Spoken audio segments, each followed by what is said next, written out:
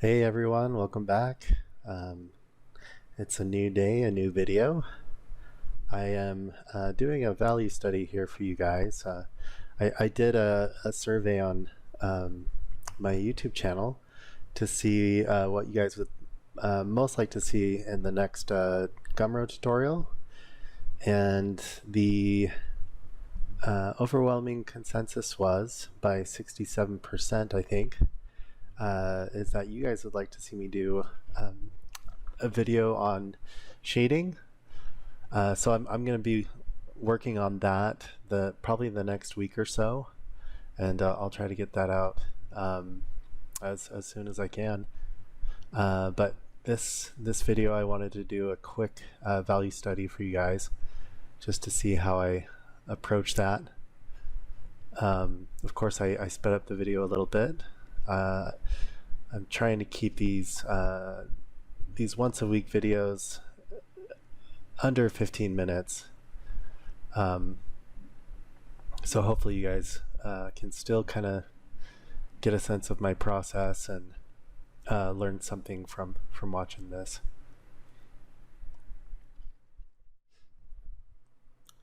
So with this study, you can see that the first thing I dove into was creating a construction drawing. So I kind of have a blueprint or a wireframe, if you will, on which to build my values and to start the shading process.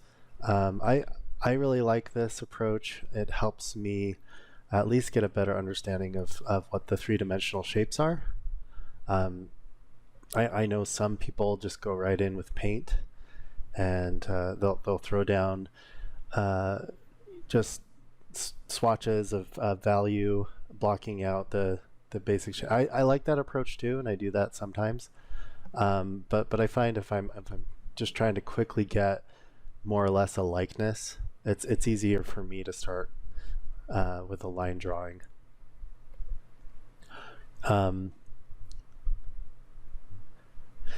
And honestly, I do have various approaches. Sometimes I'll do the line drawing, and then I will block in kind of the local flat colors or values, almost like I'm coloring it like a comic book, like comic book panels. And then I'll do like a simple like cell shading, like with a multiply layer and then a screen layer. Just the multiply layer, I'll use that to block in the shadow shapes, and then the screen layer to kind of get my highlights. But here I'm just kind of doing this alla prima approach. I'm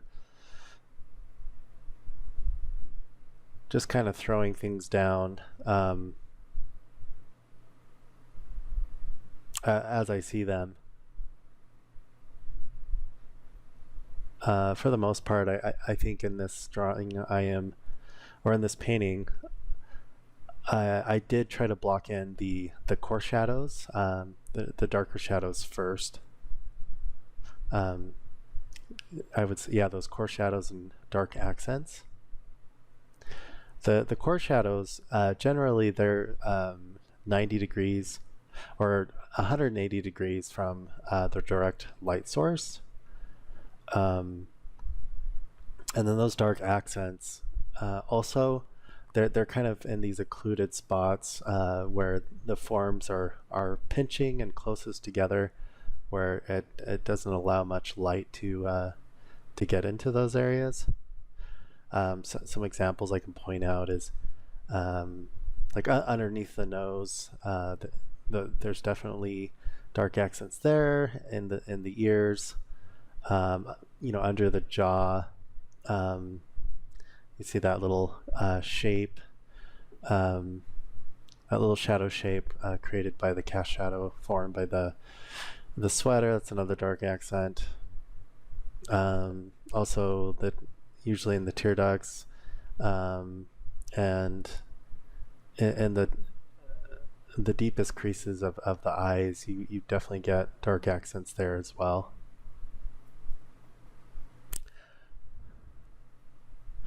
But you can see with this photograph, there are two light sources.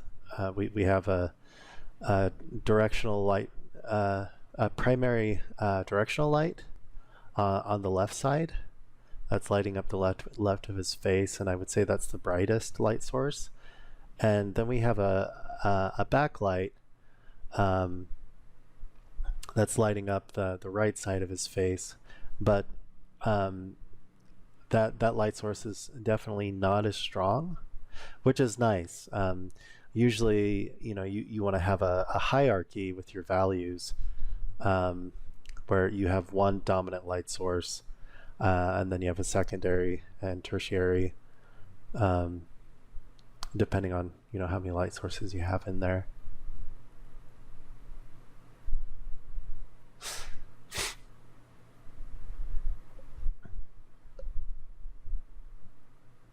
Here I'm using my soft sketch brush, and then I'm using a blender brush.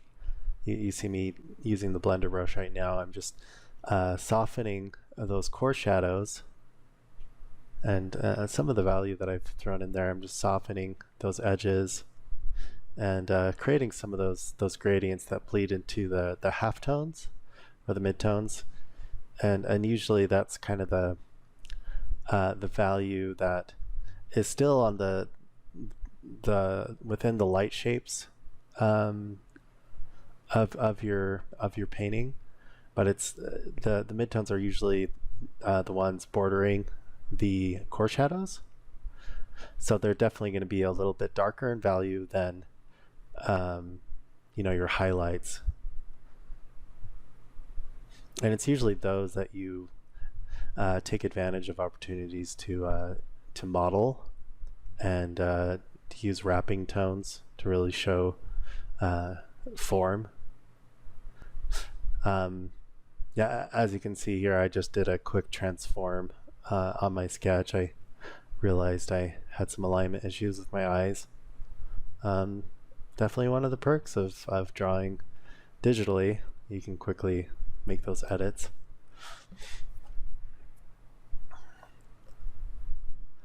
Again, I'm just going in and kind of painting out some of the line work that I had established with my initial sketch. I personally like to leave a little bit of line work in my more gestural paintings. It's I actually love doing pottery, and when I throw pots, some people like to smooth out all the throwing lines and everything when they're doing the finish pass on their pottery. I actually like to leave in the throwing lines. I think it gives it a more authentic, kind of traditional handmade feel.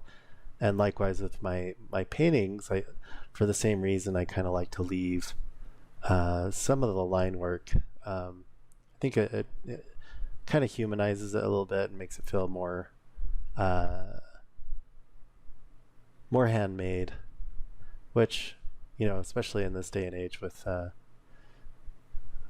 AI becoming so rampant, it's definitely nice to leave those hints.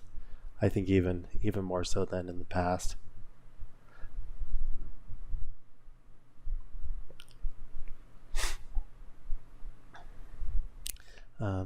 Yeah, here I'm just working on that cast shadow. You can see there's just a little bit of light coming around the Adam's apple and the base of the throat here. There again, I'm adding those halftones on the forehead and the cheeks.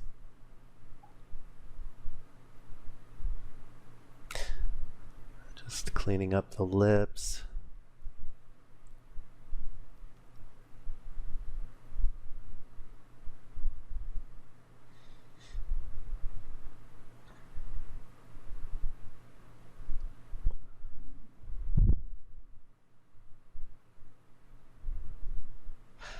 So one thing that I like to do, especially if I'm doing a longer study, is I like to flip the canvas just to make sure the construction is sound. I didn't have time to do it on this one. I probably should have for the demonstration. It really is very helpful when you guys are doing doing your paintings, especially portraits. Even with landscapes, I would say with any subject matter, when you flip the canvas, it very quickly helps you see construction issues and also issues with composition, where things kind of fall apart. And then when you flip it, you kind of correct those blaring mistakes, and then you flip it back just to make sure that it's working, both ways. So that's definitely a very helpful technique that I would say most professional artists use. Um, if you're using Photoshop to flip the canvas, you can just use the hotkey Control T, which will pull up your transform tools. And at the bottom, it should say rotate canvas horizontally or vertically, and then you just flip it horizontally.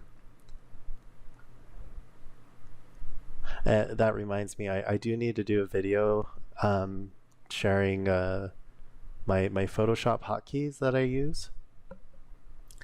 Those definitely save you a lot of time when you're doing digital work, and definitely will speed up your workflow with your professional work, whether you're a concept artist, a freelance artist, or an illustrator.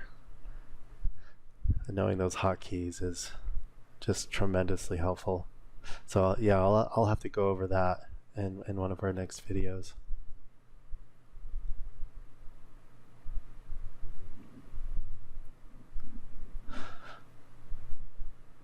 But yeah, you can see I've definitely made some mistakes in the earlier sketch that I've just been kind of correcting as I build up the values and the brushstrokes. So don't worry about everything being completely perfect at the beginning. As long as you can kind of see those mistakes as you're going along in the process, and then you'll have a chance to correct them. And unless you're doing a video like this, nobody's going to see that you made those mistakes.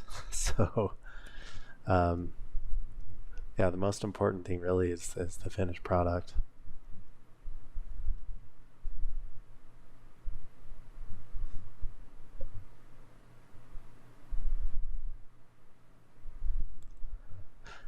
It looks like we're getting close to the end here.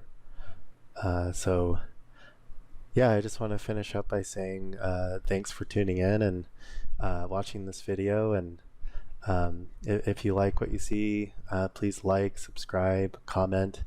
As always, I love your feedback and hearing from everyone. It's very helpful and very encouraging. And I'm going to try to do better to really get everyone's opinion on what they want to see more of. And as I said earlier, I'm going to be working on that shading tutorial, going over value and how to shade, at least how I do it. And anyways, hopefully you guys will tune in then. And until next week, thanks. Bye.